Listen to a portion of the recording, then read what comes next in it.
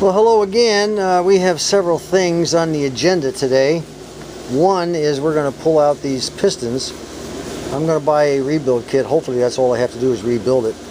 Yeah, you know, considering what the brake cylinders look like on the rear of this car, I'm not expecting a whole lot. So we need to get these pistons out of here. Now these pistons, normally what happens is you only have piston on one side, and when the piston goes out, it pulls the other side. Actually, this would be the front. It pulls the other side on sliding rods, squeezing it together. So where only one piston is doing the work, okay? However, on this, we have 4 pistons, and each one of these pistons is fed with brake fluid. So all 4 of these babies on both wheels, on both front wheels, will squeeze the rotor with the brake pads. And there's a reason they have 4. I mean, this is a very, very heavy car. It's over 2 tons. So what we're going to do is we're going to remove this, and then we're going to apply low pressure air to one of the holes. I'll show you that in a minute. I bolted the 2 halves together. This is one piece here all the way across. This is the other piece. The other piece here. They've been bolted together with these large bolts, which is the way they are when they're on the car. And I did that so I don't have to work on them individually. But if that idea doesn't work, guess what? We take the bolts out and we do work on them individually. You must be flexible, people. So let's go ahead and get this out of here. I've loosened up the nut on it. We're going to be buying a new flexible brake line, by the way. I don't trust these things when they're that old. This may be brand new for all I know. Well, see there, it's no good. It fell on the ground already. Now the way this thing is set up, the flexible line feeds the fluid into here. And then there's a metal line that feeds it from this side of the caliper over to this side of the caliper, and it comes out here, and there may be 2 lines, but I think there's only one. I can't remember right now. And it comes in over here, so it goes out one and into the other, and I think it's just a single line. There's only one bleed valve on it right here. Make sure your bleed valve is tight before you try to push these things out. So what's the first thing we have to do? Well, first thing we have to do is have an air supply, which I have right here. And I've got it set for 25 psi coming out of my air tank over there. I cranked it way down to 25 psi, and I picked up a rubber-tipped air hose. Let me turn on the air tank. This rubber-tipped one, I'm going to stick it down in there, and I'm going to blow a little air in there after I take off these rubber dust boots, and hopefully it'll bring them out enough to where I can pull them out the rest of the way. So let's see if we can get this rubber boot out. Now some of these boots have a wire ring around them, a clip that holds them in place. I don't see any here, which means they could have been replaced at an earlier date and they never bothered putting the wire rings back. Now if the new kit comes with wire rings, snap rings, I'm going to put them on there. So let's see if I can, since they don't have any, I should be able to just get these baby up. See, they just peel right off. Alright, there they are, and they're very flexible and in very good shape. You know, there's a possibility these things have been rebuilt in the past. I don't know. But, you know, I need to find out. I cannot just start driving. I mean, to do all this work and then just to leave these and assume they're going to be good, that would be too dumb. We're not going to do that. I've got time, and I've got the money, and I've got the energy and the will and everything. And I've got a good audience out there, you folks watching. So, let's see what happens now. There should be some, you know, residual fluid in here. Remember, you got to keep your petcock in there and your bleed valve in there and keep it tight. And that way when you put the air into here, it doesn't run down through and come out there. So let's see if I can get them to come out just a little bit. Hopefully there'll be enough fluid in there that I can make that happen. If not, I may have to up my pressure a little bit. Let's see what happens.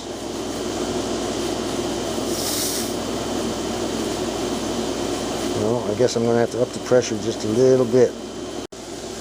Alright, it wasn't quite on 25 psi. Now we're going to kick it up there. I guess it went on down a little bit. Well, she still doesn't want to work. Alright, I cranked it up another 5 psi, and then we'll try it again. This thing got a good... Okay, she's got good air coming out. Let's see what happens. I hope it comes out. Nothing. Boy, those things are really jammed in there. What I'm going to do is take some of this PB Blaster, and I'm going to spray it all around there and let it soak for a while. But let me tell you what this tells us. If they're that jammed in there that they won't come out with, you know, I put 50 pounds of pressure on them, they still wouldn't come out. They won't budge. If they're that jammed, that means they weren't working. they weren't working at all. So I'm really glad that I'm tearing this thing apart. We're going to soak this baby down, see what happens. Maybe they'll loosen up a little bit. Maybe not. Well, I got one of them to blow out, and it took 125 pounds of air pressure to do it. Man, these things were jammed in there, and you can see why now. Really rusted. That thing came out of there like a shotgun. Bam! That kind of surprised me. I didn't think it would come out quite that quick. But we're going to go ahead and clean this up, but I don't think there's going to be much hope. Well, if we look down inside the cup, though, we see pitting. That's amazing, isn't it? Look how pitted that is. That's not going to work. That is not going to work. It was pretty good until I got around to that point right there. That is not good at all. Let me see if I can shine a light on it. Look at that. Ah, bummer. Well, it looks like a lost cause on this one, but let's blow out this one and take a look at it just for GP. You know, so I went ahead and I put some of that PB blaster around there, slipped it down in there. I got it held in with a clamp, so when I apply air pressure, it won't come out. I want this one to come out next. All right, let's see what happens.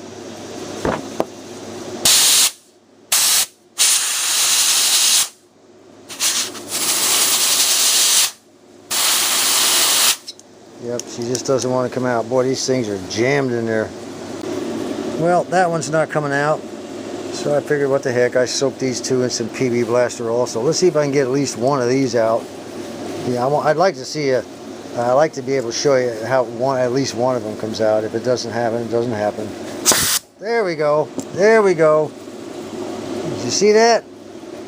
Look at there. It blew it right out of there. I am a pro. Oh, man. These things are in tough shape. Anyway, you at least got to see one of them come out. Well, at first this one looked to be in a whole lot better shape, but they're not. They're pitted again. And over here it's really not looking good at all. Look at that mess down in there.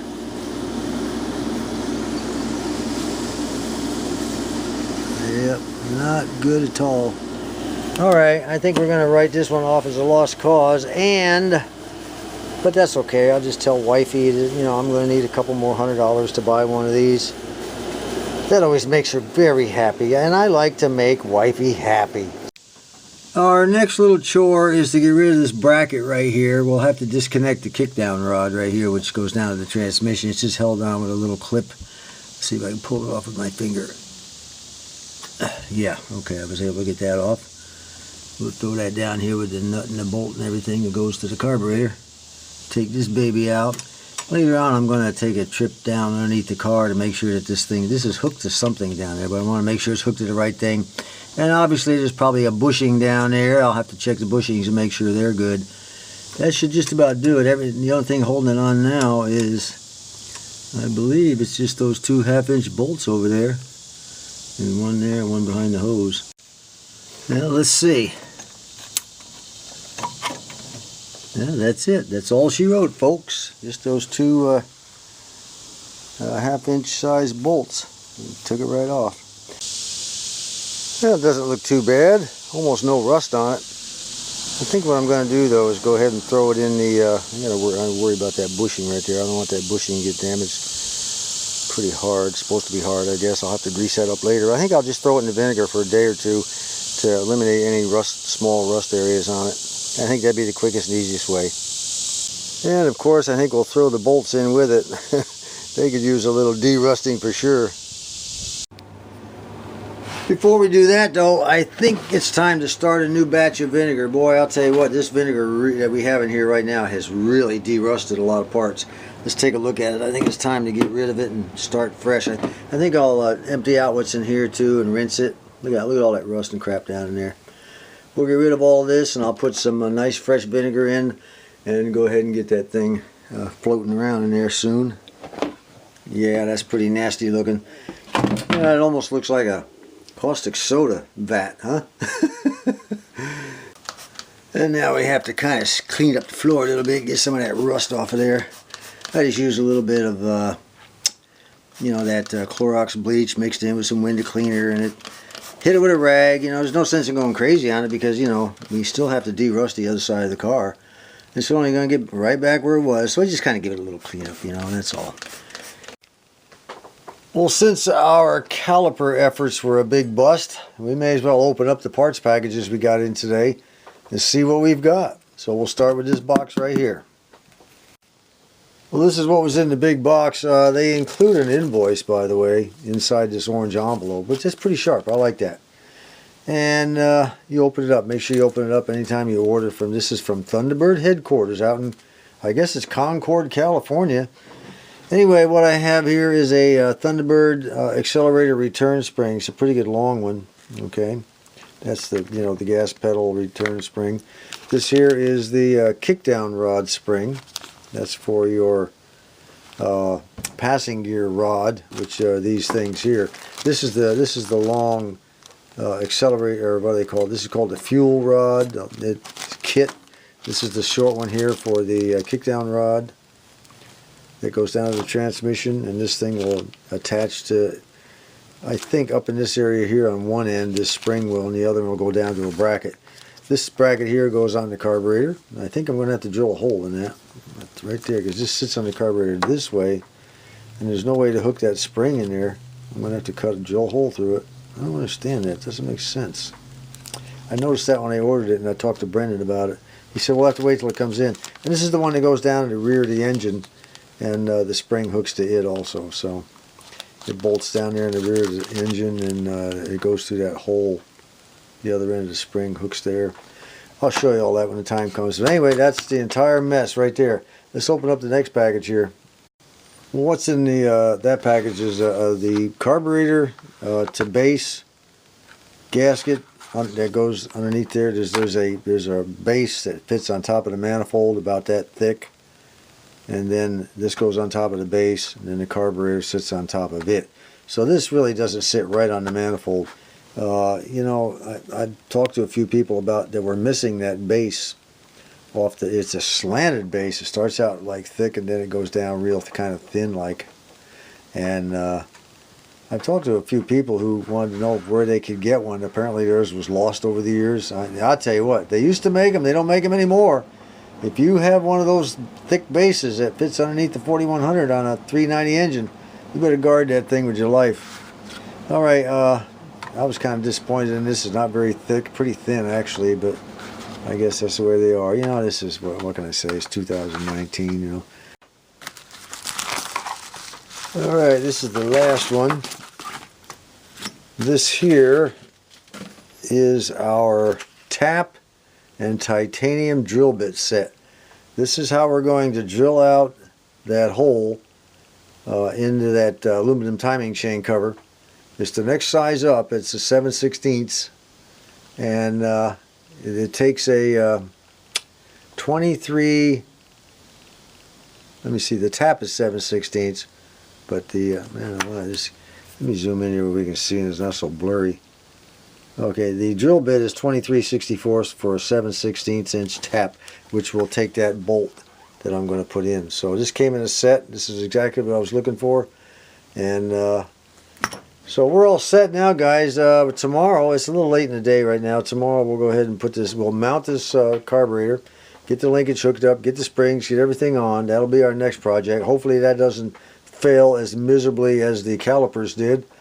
And if we can get that all on and get everything up, that's fine. And then hopefully later in the afternoon, or maybe even the next day, depending on what wifey wants to do, I'll start working on that hole for that fuel pump and get that thing drilled out. And I've got a couple ideas in mind on exactly how I want to do that, so it goes in there straight. You know, one of our good subscribers, can't remember who it was, he said when he had the same problem one time with a car, and he drilled it and tapped it, but it kind of got slightly at an angle, you know, on the tap or on the drill or whatever. But he said he was still able to get the bolt in there, and it held it perfectly, never had any problems. So, you know, it's not that critical. You know, we'll get it in there, and we will get that fuel pump to work.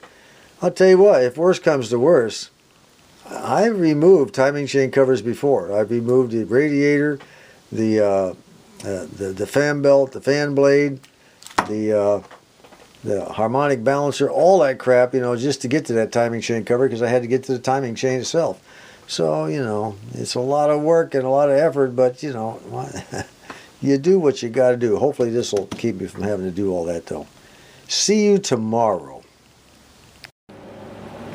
Okay folks, now comes the application of sheer brilliance. You're gonna love this. You know, everything was going along great. We have our 20/64 drill bit and we have our 7/16 tap. Just wonderful. All came in the pack. I was so happy to get that.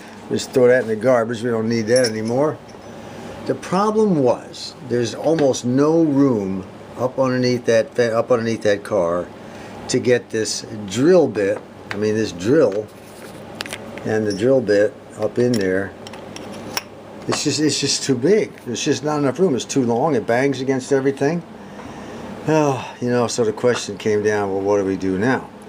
Well, I could have bought one of those angle drill attachments, you know, where what would happen is it would drill from the bottom up. The drill bit would be here horizontally, but the attachment would go up this way to a right angle, and the drill would be on the bottom like this, drilling from the bottom. You know, just a little dog leg thing, you know, with the drill coming out this way. That would have been okay, but there again, you know, I'm looking at stability. I'm not as strong as I used to be, you know. I'm not as solid as I used to be.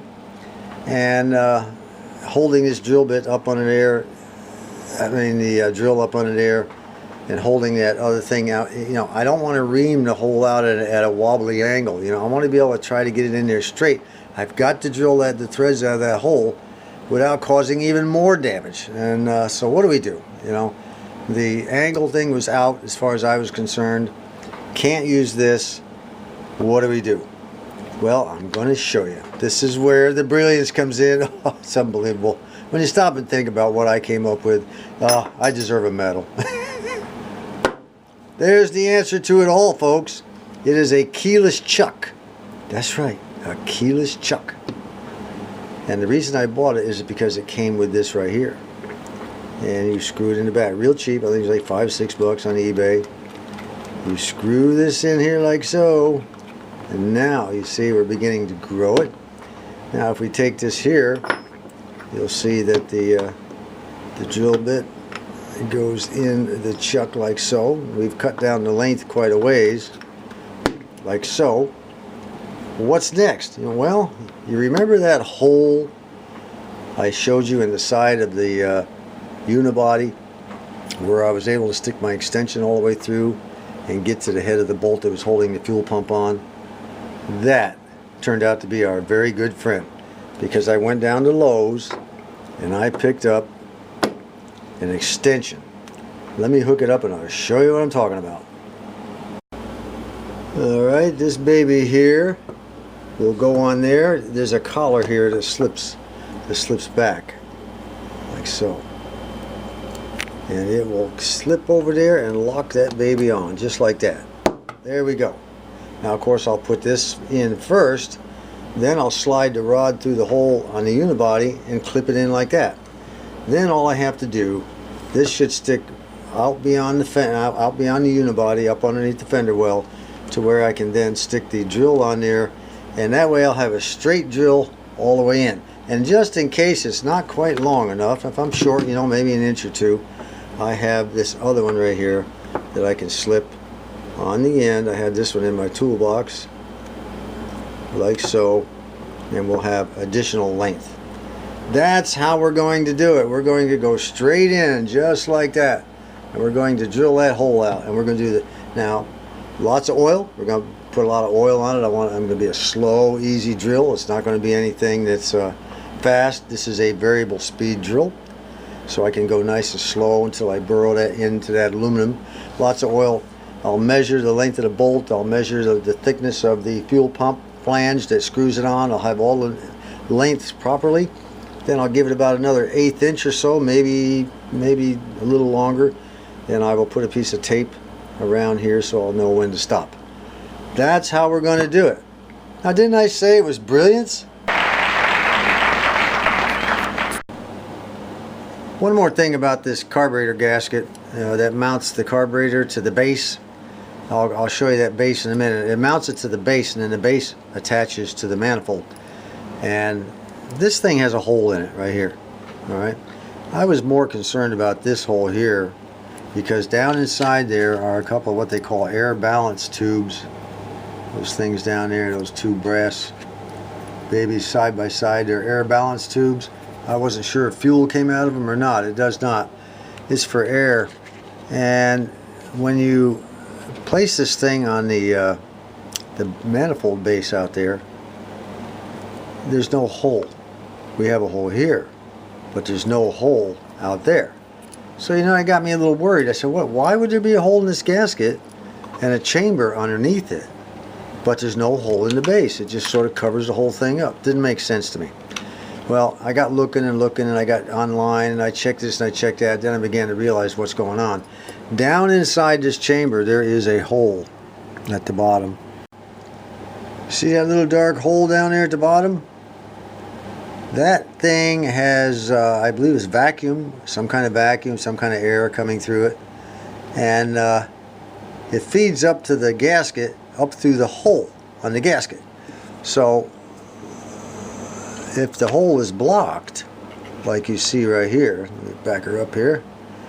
If the hole is blocked by the base that this thing will be sitting on, what good is that hole?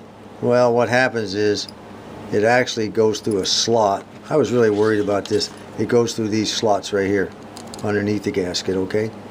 So that's how that functions. The hole, whatever it does, I think it's vacuum, it goes like that. Yeah, so it's really not blocked. It just looked like it was being blocked by the base. So let's go out there and show you what the base looks like. There's the base. The base sits on top of the intake manifold, and you'll notice it's thick here. It goes back. It gets thinner and thinner and thinner and thinner till it's about half the thickness of the front. So the carburetor sits on the base. So this is a base to carburetor gasket, and I think there's even another gasket underneath the base, but we're not going to disturb it. We'll just leave it the way it is. So you would need, I guess if you remove the base, you would have to have two carburetor gaskets to put it back together. Alright, what's next? This is our, our bracket again that holds the linkage on the carburetor. It's all been derusted. I've got some black primer on it, and what was left in the can of that Rust-Oleum. I wasn't about to waste it, but I went ahead and put it on. And then now we're just going to spray with some nice Krylon gloss black. But keep in mind we'll have to put quite a bit of grease on these connections and everything. Well, that's going to have to be it for now, folks. I wanted to make I wanted to get the carburetor mounted, and I wanted to get the hole drilled into the timing chain cover for the fuel pump, but I can't do it.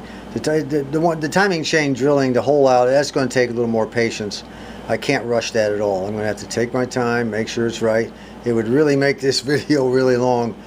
And the carburetor, basically the same thing. I've got a little bit more work I want to do, but mostly wifey's been having a few more medical problems, and we're tied up with the doctor in various places. As a matter of fact, in about 45 minutes I've got to run her back. She's got to go to the hospital and have an MRI done and a few other things, so I need to cut it off here and get her ready to go.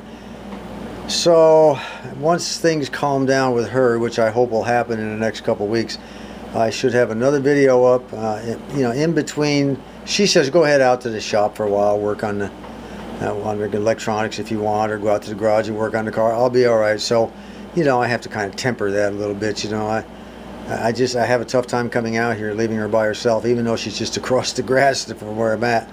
But I do have my cell phone in case, but she could fall, hurt herself, and not be able to call. So I have to be very, very careful. So anyway, until next time, hopefully we will have the carburetor done next time. We'll work on that together, and we'll go ahead and work on that drill out of that hole. That's going to be so. If my idea works, I expect everybody to send me.